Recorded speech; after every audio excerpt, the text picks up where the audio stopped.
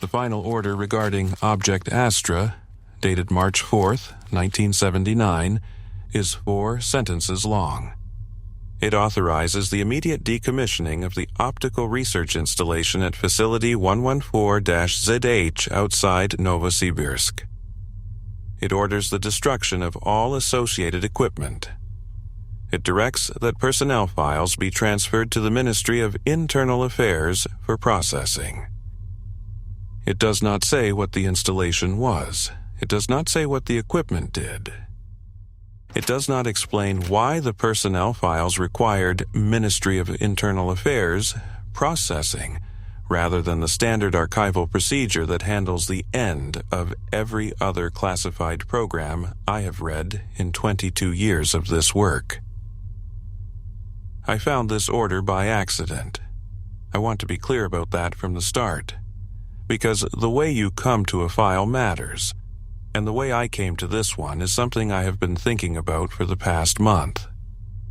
I was searching the Novosibirsk Optical Research Registry for documentation related to a lens fabrication program from the mid-1970s. My brother worked in precision optics manufacturing in Novosibirsk during those years. He died 4 years ago. I have been trying, since his death, to reconstruct what his work actually was. Not the official job title, not the sanitized resume, but the actual thing he did with his hands every day in that city. The registry cross-reference that brought up Facility 114-ZH listed, among the affiliated technical suppliers, the Precision Optics Workshop where my brother was employed from 1974 to 1978. I should have filed the cross-reference and moved on. Instead, I pulled the Astra file. I am still not certain whether what I found in it explains something about my brother, or whether it opens a question I would have been better off never asking. In those days, every file, every communication, every piece of research was monitored by the state. There was no privacy, no way to hide what you were working on. Today, you have a choice. NordVPN encrypts your internet traffic and keeps your identity hidden from surveillance, whether it's from governments, corporations, or hackers. If you want to protect your privacy online, check the link in the pinned comment for an exclusive deal. By the time I have finished telling you what is in this file, I think you will understand why I could not simply move on. The Astra program was established in the autumn of 1973 under the directorship of a physicist named Dr. Gennady Orlov, operating under the joint authority of the Ministry of Defense's Special Optics Division and a research subdivision of the KGB, whose formal name I cannot locate in any organizational chart. Orlov was 44 years old at the time of the program's founding. He had spent the previous decade working on high-powered laser systems for industrial and military applications. Cutting, welding, targeting. The official description of his prior work is entirely unremarkable. Competent, thorough, well-regarded within a narrow technical community. Nothing in his published record suggests the kind of mind that ends up running a program like this one. The founding documents describe Astra's objective in technical language that takes approximately 3 readings to parse. The development of a directed photonic emission system capable of operating in frequency ranges outside the standard visible and near-infrared spectrum, with specific attention to the effects of such emission on biological optical systems. Which means they built a laser that fired light no human eye should be able to detect, and they pointed it at human eyes. The official rationale is military. There are many applications during the Cold War for a light source that is invisible to observation but capable of affecting optical equipment and personnel. Blinding without warning, disrupting targeting systems. The strategic logic is straightforward. and does not require any unusual explanation. What requires an unusual explanation is everything else. The installation at Facility 114-ZH was, by the technical specifications filed in the founding documents, an extraordinary piece of equipment.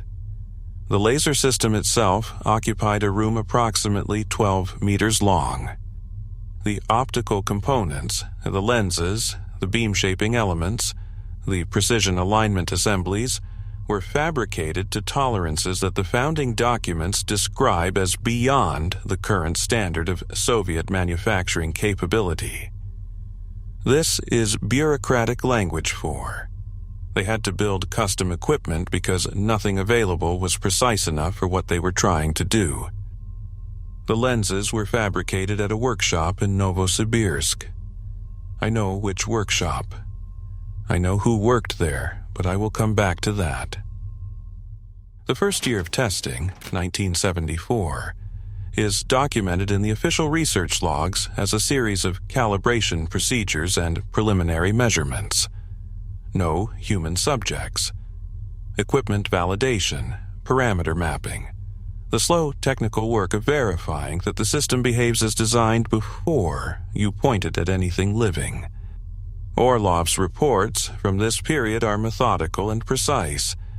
He was clearly a careful man. The reports from 1974 describe a physicist who understood exactly what he was building and was taking the appropriate time to be certain it would do what was intended. His personal research journal from 1974, which appears in this file as a series of entries that were clearly never meant for official review, describes something different running alongside the official work. Not a contradiction exactly, more like a parallel awareness. A physicist noticing things that the official documentation had no category for. His entry from November 12, 1974 reads, "The calibration measurements today produced a result I cannot explain within the current theoretical framework for this frequency range.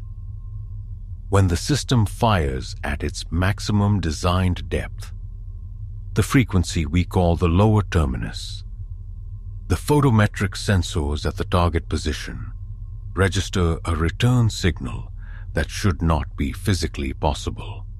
The beam goes out. Something comes back.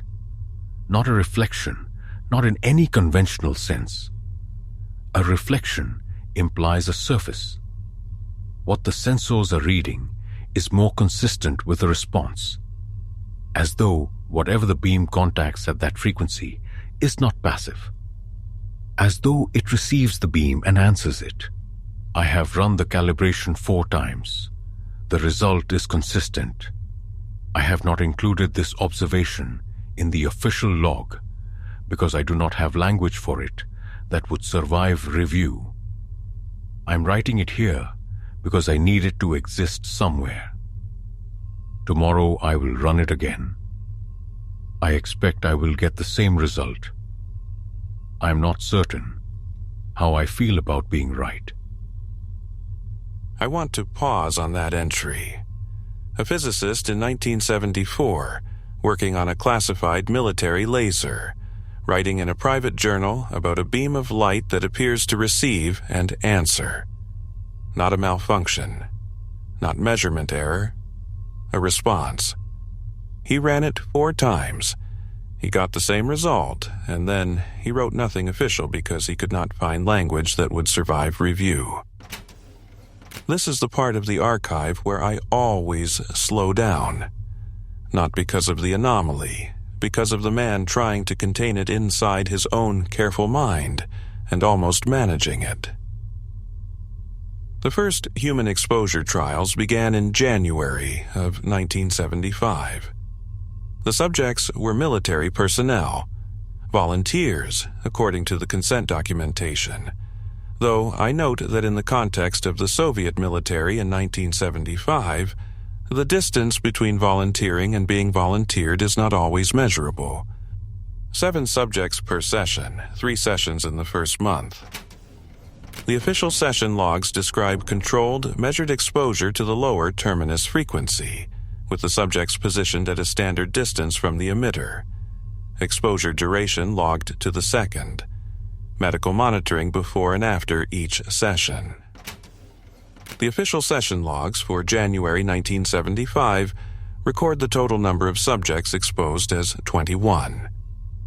The facility access log for January 1975, a separate document maintained by the security officer at the entrance checkpoint, recording every person who entered and exited the restricted zone on each date, records the total number of subjects passing through the checkpoint for the 3 session dates as 26. 5 extra people entered the restricted zone for the laser sessions in January 1975. They are not in the official session logs. There is no documentation of who they were, why they were there, or what happened to them during the sessions. That is the first contradiction. A date and a number that do not match. Small enough to be a recording error. Small enough that I initially read past it. I did not read past it for long. The medical monitoring records from the January sessions describe the 21 documented subjects as showing no significant adverse effects. Mild visual disturbance in 4 cases, described as temporary and self-resolving.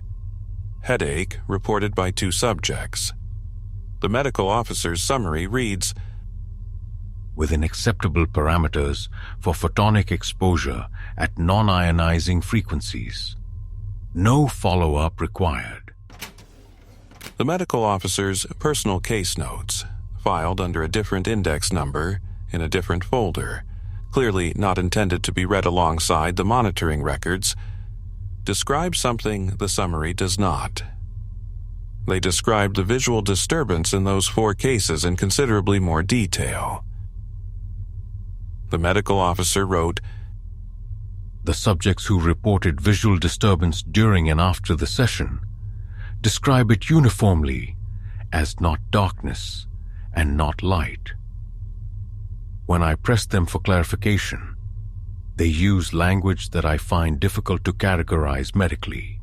One subject said, I could still see everything in the room exactly as it was, but I could also see something else at the same time, overlaid, the way a reflection sits on glass without replacing what is behind it.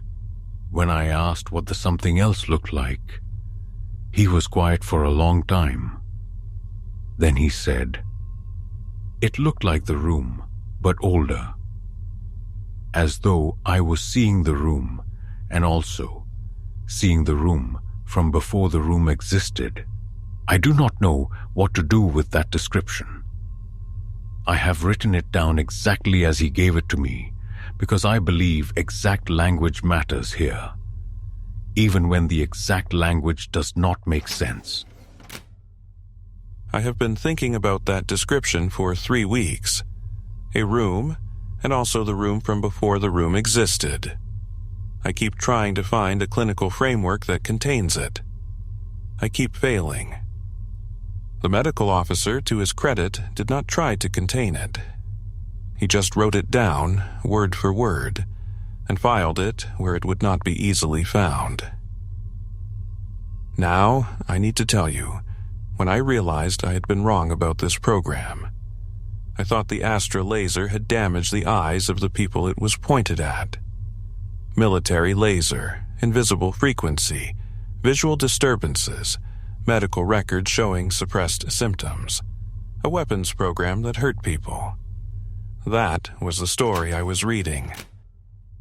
I was wrong. The laser did not damage their eyes. It opened them. The evidence for this is in the personal logs from the subjects themselves. They were encouraged to keep them.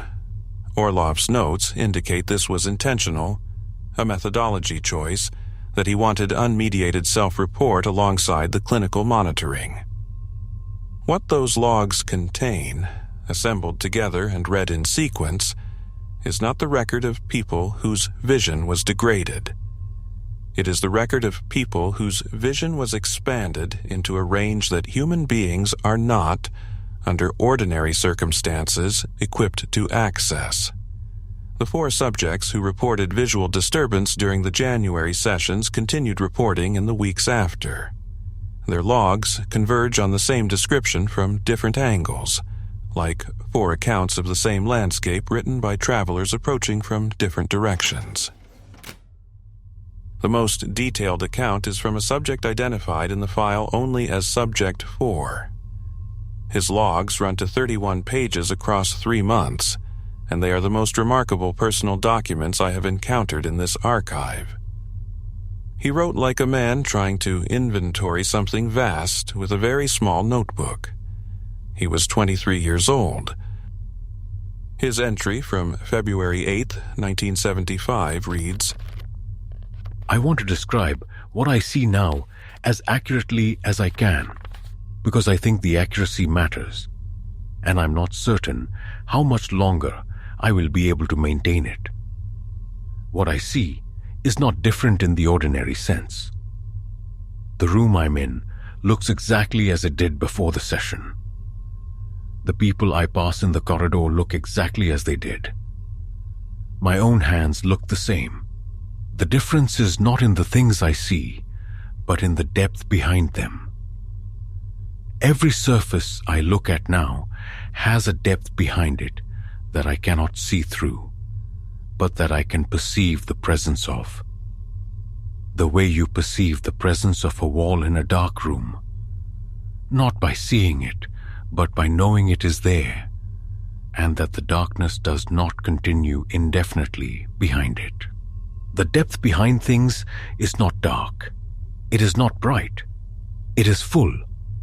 The way a very dense material is full. The way the sensation of pressing your hand against stone feels full compared to pressing it against air. I can feel it when I look at things. I can feel that what I'm seeing is not the total of what is there. I can feel the rest of it pressing back at me from the other side of every surface. I do not know what is on the other side of every surface. I know that I'm aware of it now in a way that I was not before. And I know that I cannot unbecome aware of it. And I'm not certain whether that is a gift or a removal of something I needed. He was 23 years old, and he was trying to describe, in a standard-issue government notebook, the sensation of having learned that reality has a reverse side. Orloff knew. He had known since the calibration runs in 1974, since the beam went out and something came back. His official reports from the first quarter of the 1975 are clinical and positive. Good results. Progress toward defined objectives. No significant adverse effects. His personal journal from the same period has a different tone entirely. He wrote on March 3rd, 1975. I have spent 10 years building lasers. I know what lasers do. I know what light does. What this frequency does to the eye is not what light does. Light lands on a surface, and the surface responds to it. What this frequency does, what it appears to do, what the subject reports confirm, what my calibration data has been showing me since November, is that at this depth, at this particular distance past the visible, the light does not land. It passes through, not through the tissue, through the limit. Whatever the eye was designed, evolved, or created to stop perceiving at, this frequency crosses, and what the subjects are now perceiving past that limit is not a malfunction. It is not damage. It is reception of something that was always present and that the eye was always capable of perceiving, and that for reasons I have spent 3 months failing to theorize. The visual system in its standard operating state, does not access. I do not know if we opened a door or removed a filter. I'm not certain those are different things. What I'm certain of is that we did not build a weapon. I do not believe we were supposed to. He believed they were not supposed to build a weapon. He wrote that in March of 1975. He continued running the program for 4 more years. I have been trying to understand what that means, what it is like to believe you were not supposed to build the thing you are building, and to build it anyway, and to keep going because stopping feels like it would be the worst thing. The second phase of the program, beginning in mid-1975, expanded the testing. More subjects, longer exposures, sessions that ran not for minutes, but for hours. The official logs from this period describe a research program advancing methodically toward its stated objectives. The personal documentation describes something else. The subjects began to share experiences that had not been communicated between them, not in any documented way. Their personal logs, written independently and filed separately, begin to converge not just in broad description, but in specific detail, specific images, specific perceptions of specific things on the other side of the limit that multiple subjects described identically, with language they had not compared, in separate rooms, on separate days. The technical assistant assigned to the subject monitoring program was a woman named Irina Samailova. She was not a subject. She had not been exposed to the beam. Her job was to collect and file the personal logs. She had access to all of them. In September of 1975, she submitted a written statement to Orlov that I believe is the most important single document in this file. It is 7 pages long, written in the careful, precise language of someone who understood that she was making a claim that might not be believed and had decided to make it with exactness rather than urgency. Her statement reads in the relevant section, I want to bring to your attention a pattern in the subject personal logs that I believe you may not have observed because the logs are filed individually and are not typically read in parallel. Over the past 4 months, I have been logging the receipt dates and cross-referencing the contents, and I have identified 43 instances in which 2 or more subjects, writing on the same date in separate locations with no documented contact between them, have used identical or near-identical language to describe the same specific visual experience. I do not mean similar experiences. I mean the same experience, the same image, the same spatial relationship, the same described texture and quality of what they are perceiving past the limit. 43 instances cannot be coincidence and cannot be explained by shared prior exposure, because the specific experiences being described are not experiences any of them had before the sessions. They are discovering the same things independently. They are mapping the same territory by different routes and arriving at the same coordinates. I do not know what this means. I know that it means something specific and verifiable, and that it is not in the official record. I am putting it in writing, and I am filing it with you directly, because I believe it should be part of the official record, and I believe you agree with me, and I believe that is why you are still running this program, when the military application that justified its funding no longer accounts for what you are actually studying.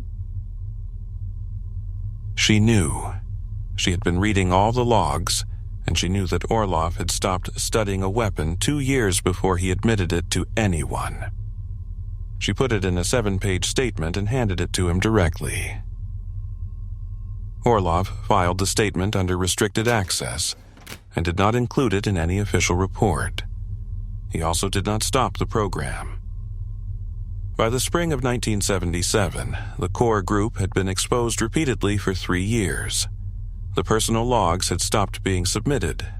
Orlov had changed the protocol, directing logs be retained by subjects rather than filed centrally. The logs were converging so precisely that reading them together was producing a picture of what lay beyond the limit. He did not want that picture in a file that would be reviewed by people who had not earned the knowledge by looking. He was right to be careful. He was not careful enough. Here's the second contradiction. The official incident log for November 3rd, 1977, records nothing. No incidents. The log is blank. The power grid maintenance records for the Novosibirsk regional network show a localized power anomaly on the night of November 3rd, centered on the grid sector serving Facility 114-ZH.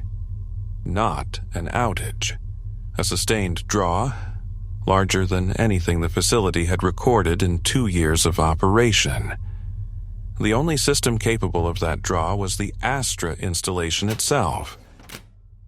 The official log says the installation was not operated that night. There is a document in the file that I believe relates to that night, though it is not labeled as such. It is a transcription, a typed rendering of an audio recording, the original of which is listed in the file index but absent from the physical folder. The transcription has no date header. It has no subject header. It begins mid-sentence, as though the transcriber began typing partway through something that was already in progress, and it ends without conclusion. Someone transcribed part of a recording and then stopped, or was stopped. What the transcription contains is a conversation between two voices identified only as Voice 1 and Voice 2. The quality of the transcribed speech suggests one or both speakers were under significant stress. The transcription reads in its entirety. Voice 1. Tell me again what you're seeing right now. Exactly. Voice 2. The same as before. The room. And behind the room. The depth behind everything. It doesn't go away when the beam is off. It stopped going away approximately 6 weeks ago. I see it continuously now. Voice 1. And tonight? What is different tonight? Voice 2. Tonight it is looking back. That is the difference. Before tonight it was present but not attentive, like a room with the lights on but no one in it. Tonight there is someone in it, something that has oriented toward this room, toward this session, toward... I don't know how to say this without it sounding like something it isn't. It is curious. That is the most accurate word I have. It is curious about us in the way that we have been curious about it. It has noticed that we built something that can see it, and it wants to understand why we built it and what we intend to do now that we have. Voice 1. Does it feel dangerous? Voice 2. No, that is the thing. No, it feels like being seen by something very old that has seen many things and regards you with neither hostility nor particular importance. It feels the way I imagine a single cell might feel if it could perceive the body it was part of. Not threatened, just suddenly aware of the scale. Voice 1. Keep going. Keep describing it. Voice 2. I don't think I should describe it. I think describing it is... I think there is a cost to the description that I don't want to pay tonight. But I want you to know it is there. I want that to be in the record. Whatever happens after this, I want it to be documented that on this night, in this room, with this instrument, the threshold was crossed in both directions. They saw us. We saw them. It was witnessed. It happened. The transcription ends there.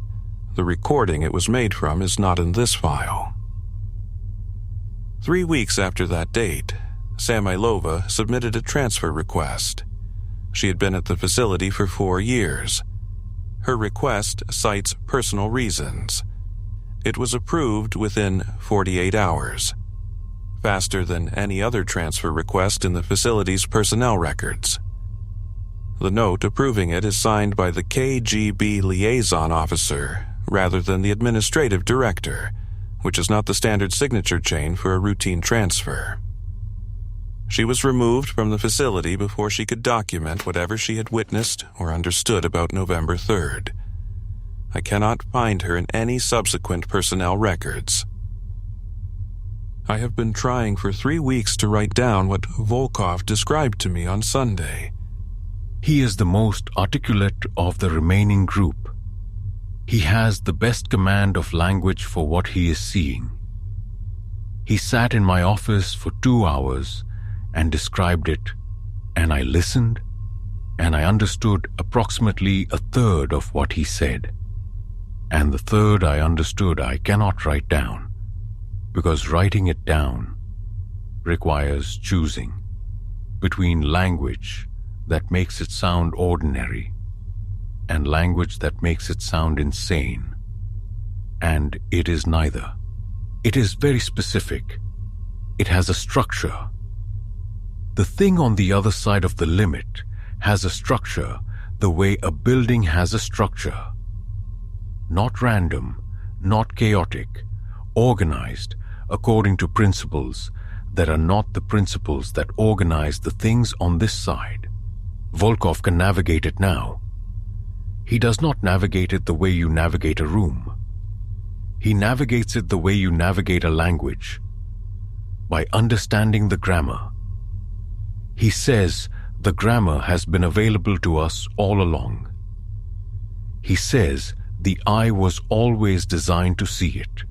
He says the laser did not give them anything that was not already there.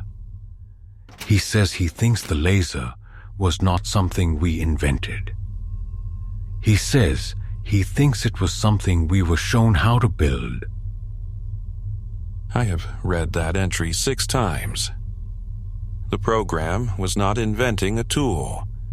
The program believed by 1978 that it had been guided to a tool that already existed in concept, that something had been communicating the design through channels that the official record would never contain.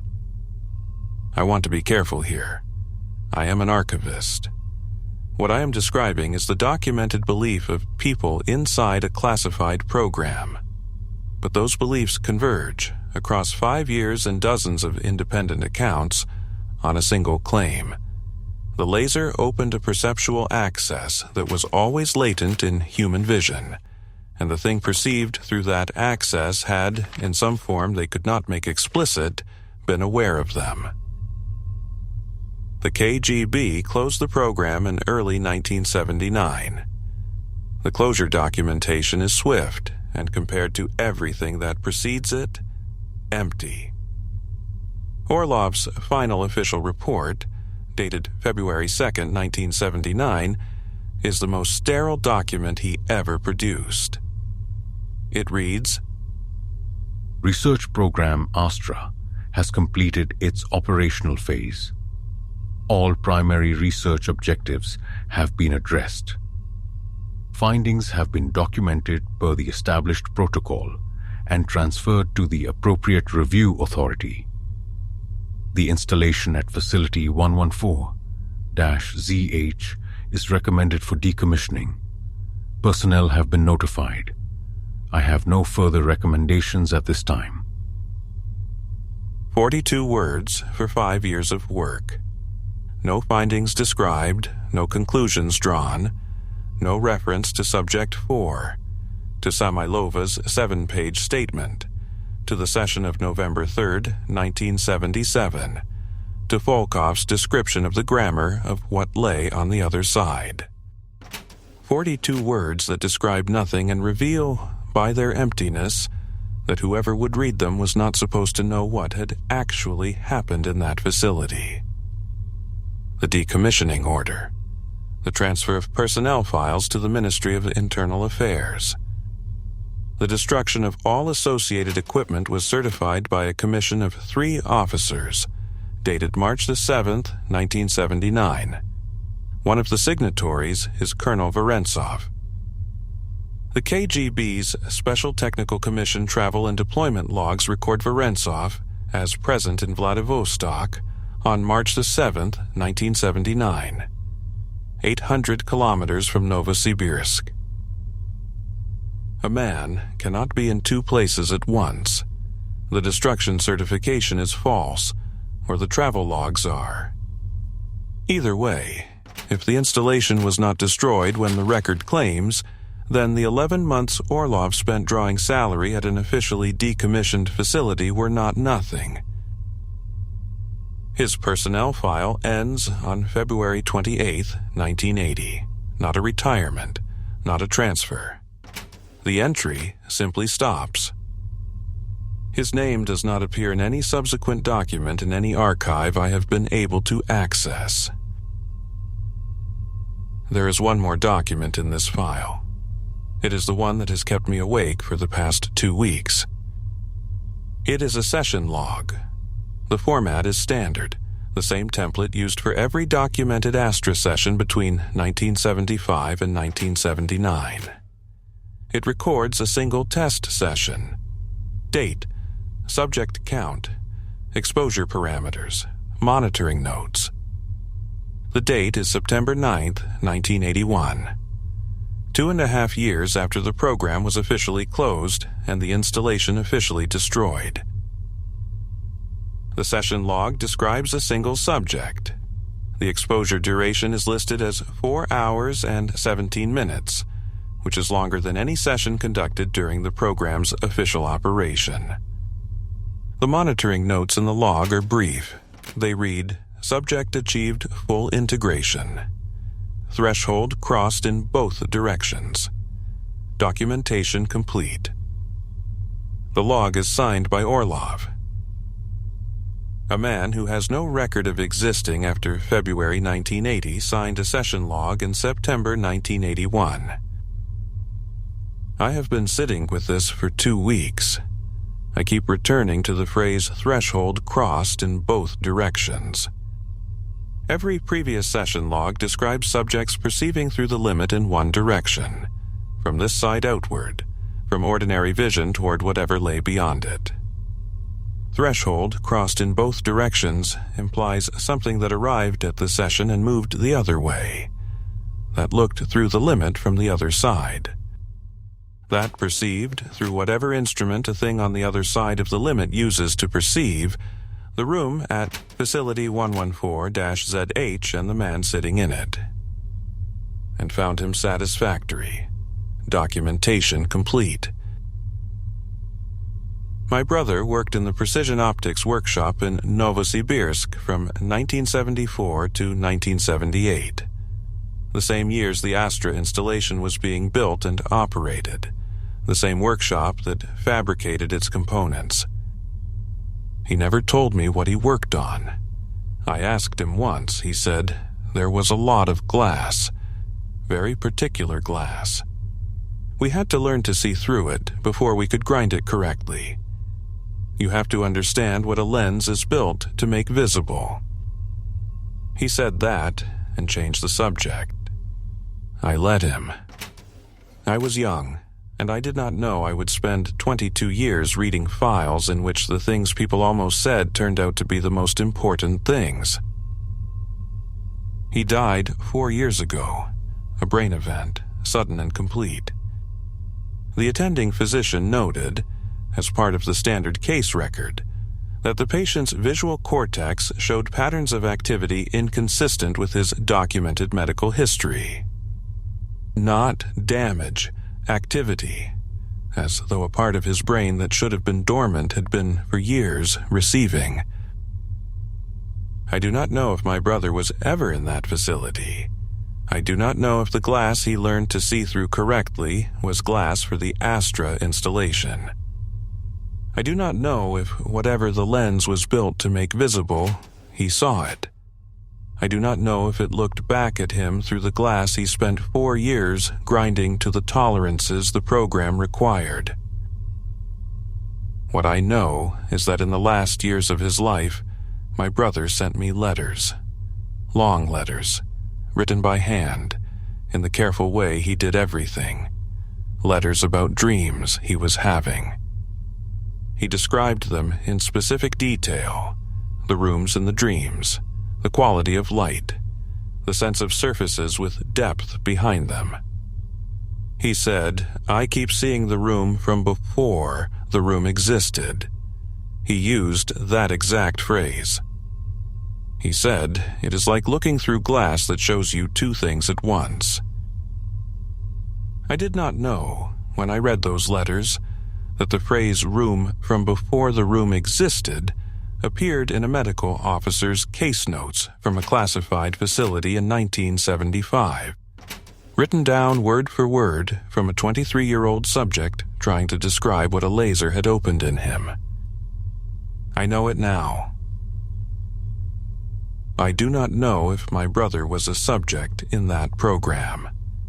I do not know if he was exposed through the lens fabrication work, through years of looking through glass designed to transmit a frequency past the visible limit, ground to allow passage of something the eye was not supposed to see in the ordinary course of things.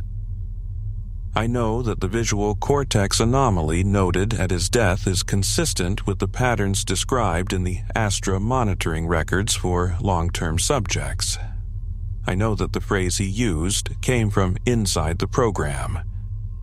I know that he never told me any of this, and I do not know if that was because he could not, or because he was protecting me from it, or because he was, by the end, not entirely certain where the boundary was between what he knew and what he had been shown. The file is closed on my desk. The lamp above me is buzzing at the particular frequency that cheap fluorescent lights buzz at, the kind of sound you stop hearing until you start. The room is the room. Everything in it is what it appears to be. I have been reading this file for a month, and I have not noticed anything different about the way I see. I want to be precise about that claim before I make it, because precision is all I have left at this point. I have not noticed anything different. I cannot rule out that noticing is not the relevant threshold. My brother sent me a letter 6 months before he died. I have read it many times since his death, trying to find in it the thing he was trying to say. It ends. I think the glass was right. I think what it was built to show is what is actually there. I am not afraid of it anymore. I used to think not being afraid was the same as understanding. Now I think not being afraid is what happens after understanding, when you have accepted the full size of the thing and you are no longer trying to fit it into a smaller shape. I do not know what he saw. I know that whatever it was patient. It had been there on the other side of every surface his whole life, waiting for the right glass, the right depth, the right frequency. Waiting for someone to grind the lens precisely enough that the light could pass through in both directions. Documentation complete.